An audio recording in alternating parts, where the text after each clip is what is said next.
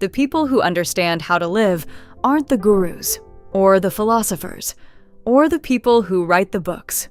They're the nurses who sit with the dying. They're present for the last honest conversations of hundreds of lives. And those people, at the very end, tend to regret the same things. There's one regret on that list this entire video is about, and it isn't a failed business, a missed opportunity, or a dream that never came true. It's quieter than that, far more common, and it's almost certainly forming somewhere in your life right now. But first, here's the thing that should change how you weigh every fear you have. Look at what's not on the list. The dying say the same things over and over. They wish they'd lived more true to themselves. They wish they hadn't worked so hard. They wish they'd had the courage to express what they really felt. And the one that breaks me every time, they wish they'd stayed in touch with their friends. At the very end, when the hours are running out, what haunts people most isn't a risk they took. It's the people they loved and quietly let drift away. Not through betrayal, not through conflict, just through ordinary silence. Now, look at what's missing. Nobody says, "I wish I hadn't called my estranged brother." Nobody says, "I regret that apology." Nobody says, "I wish I hadn't reached out." Even when the conversation was awkward, even when the outcome wasn't perfect, the dying are not haunted by their reaches. They're haunted by their hesitations. Their regrets are rarely about action. They're about inaction. The words unsaid. The love unspoken.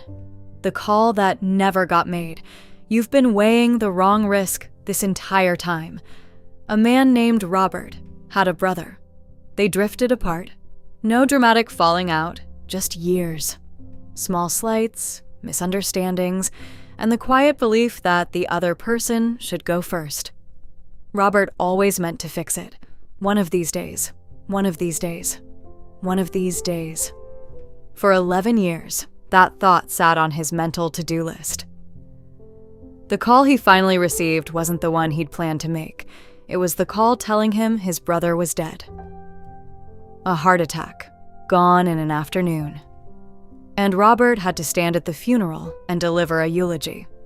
He had to describe a closeness that no longer existed. To a room full of people who didn't know it, had been gone for years. So reach out before it's too late. Obvious.